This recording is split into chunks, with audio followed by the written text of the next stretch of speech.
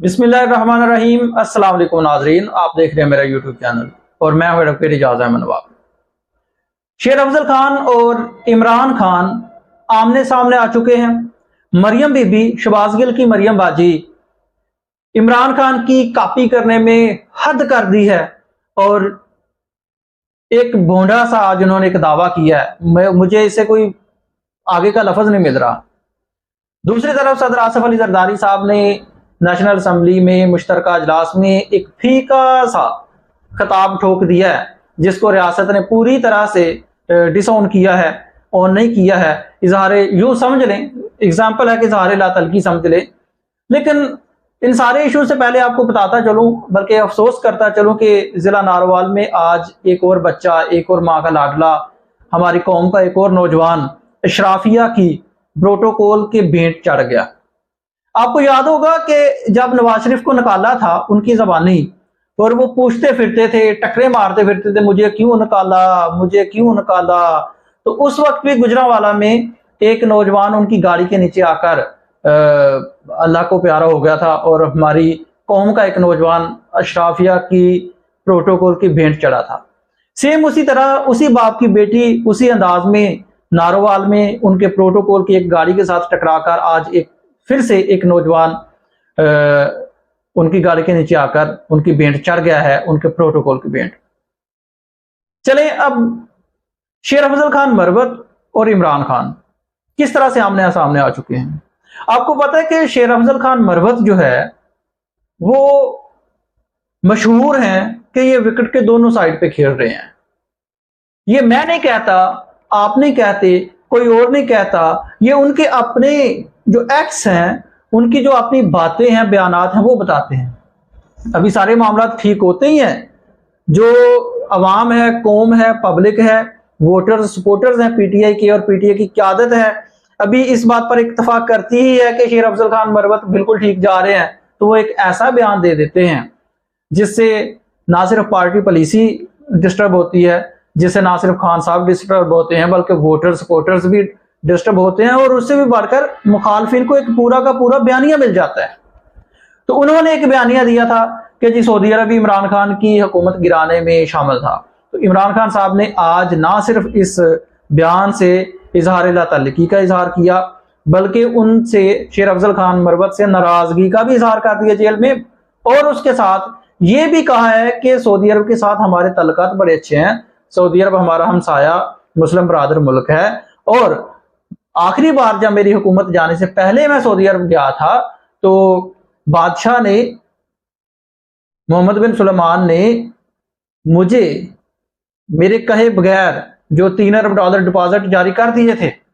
तो उन्होंने शेर अफजल खान मरवत को के इस बयान को बिल्कुल डिसऑन कर दिया। अब आ जाते हैं मरियम बाजी पर। मरियम बाजी ने क्या किया, बेकमाल कर दिया, हद कर दिया। कॉपी की भी कोई हद होती है। मेरा ख्याल है इन्होंने कोई मोटिवेशनल स्पीकर से कोई बातें सुन ली हुई हैं कि जी आपने जिसकी तरह का भरना है उसकी कॉपी करना शुरू कर दें। कोई काम यार, कोई एक काम तो अपना ले आओ, हर काम में कॉपी। करतारपुर में जब इमरान खान साहब गए थे जमीन पर, जिस जमीन पर बैठे और जिस अंदाज में बैठे, सेम स्टाइल में मरियम बाजी बैठी हुई हैं। ये तस्वीर भी आप पीछे बैकग्राउंड पे देख रहे हैं, लगी हुई हैं। तो कॉपी की हद होती है। चले कॉपी तो कर ली, ठीक है। उससे अगली बात यह है कि उन्होंने करतारपुर का जो मंसूबा है वो भी झोली में डाल दिया है। किसकी झोली में जी? अपने अब्बू की झोली में। कभी अब्बू बच्चों को बचाते हैं और बच्चों को परवान चढ़ाते हैं, कभी बच्चे अब्बू को बचाते हैं और अब्बू को परवान चढ़ाते हैं। उनकी जबानी उनका बयान ये है कि जी ये जो करतारपुर मंसूबा है ना, ये नवाज शरीफ का विजन है। हद हो गई यार। वो तो मुझे डॉन लीक्स बार बार याद आ जाता है। तो ये मंसूबा खान साहब का था। मरियम नवाज ने एक तो इमरान खान की कॉपी की और वहां पर जाके उस वक्त की बात जब ये करतारपुर राहदारी मंसूबा बनाया था, इस पर तनकीद करते थे और इमरान खान को यहूदी एजेंट और सिख का खिताब बल्कि कहते थे कि इल्जाम लगाते थे। और आज वहां पर जाके खान की कॉपियां की जा रही हैं और दूसरी तरफ इसको नवाज शरीफ का विजन भी कह दिया।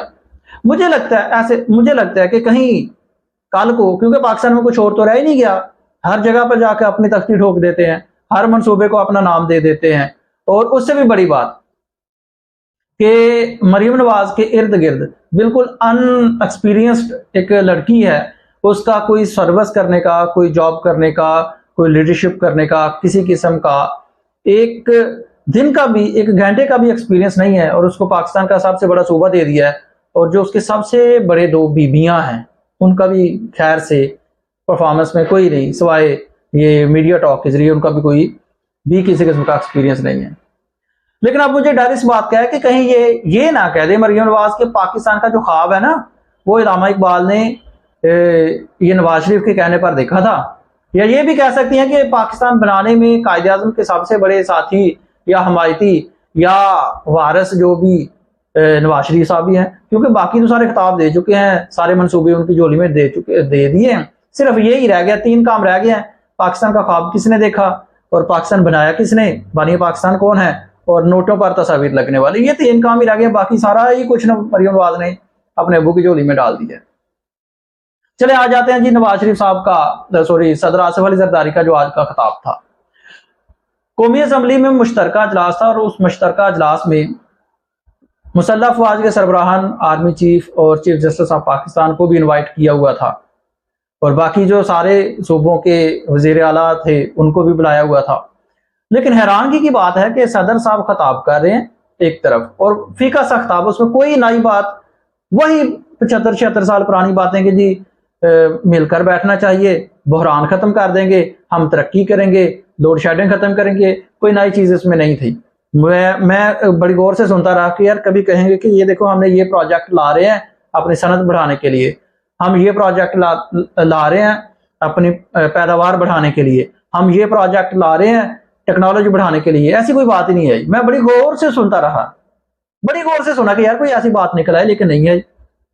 तो सदर आसिफ अली जरदारी साहब खिताब कर रहे थे, तो उस खिताब में ना तो आर्मी चीफ साहब आए, ना मुसल्लह अफवाज के सरबराह आए, ना चीफ जस्टिस साहब ऑफ पाकिस्तान आए, ना कोई वजीर आला साहब आए, ना वजीर आज़म आज़ाद कश्मीर आए, ना गिलगित बल्तिस्तान के वजीर आला आए। और उससे भी बड़ी बात कि जो अपोजिशन थी वो हावी रही, वो इतनी हावी रही कि हाथापाई होने तक आ गई। अब्दुल कादिर पटेल और ये पीटीआई के जो उमर अयूब साहब थे, इनके दरमियान हाथापाई तक बात पहुंच चुकी थी। और जो पीटीआई थी, जो अपोजिशन थी, वो खान की तस्वीरें लहरा कर रिहा करो खान को, रिहा करो के नारे लगाते रहे, चोर चोर मैंडेट चोर, ये इस तरह के नारे लगते रहे। अपोजिशन बिल्कुल हावी रही। लेकिन सदर आसिफ अली जरदारी साहब जो हैं, जिनको कई बीमारियां लाहक हैं, खड़े वो नहीं हो सकते अच्छी तरह से। और सदर आसिफ अली जरदारी ने अपनी बेटी, मुझे याद आ गया कि अपनी बेटी आसफा भुट्टो, जिसको खतून अव्वल का प्रोटोकॉल दिया गया है, उस खतून अव्वल को पहली बार इलेक्शन लड़ना था, लेकिन उन्होंने सोचा है कि जी ये क्या धूल मट्टी देखेगी, कहाँ कैंपेन करती फिरेगी, तो इसको ऐसा करते हैं बिला मुकाबला जिता लेते हैं। बिला मुकाबला जितवा लिया और उसका सारा का सारा कैरियर खत्म करवा दिया। खुशामदी तो चलो एक साइड पे होती रहती है, वो करते रहते हैं, खुशामदी मौजूद है मीडिया में। और दूसरी तरफ मरियम नवाज का एक्सपीरियंस मैंने आपको बता ही दिया है। ये थी आज की अहम डेवलपमेंट्स। इंशाल्लाह अगले व्लॉग में फिर आपसे मुलाकात होगी। शुक्रिया, अल्लाह हाफिज।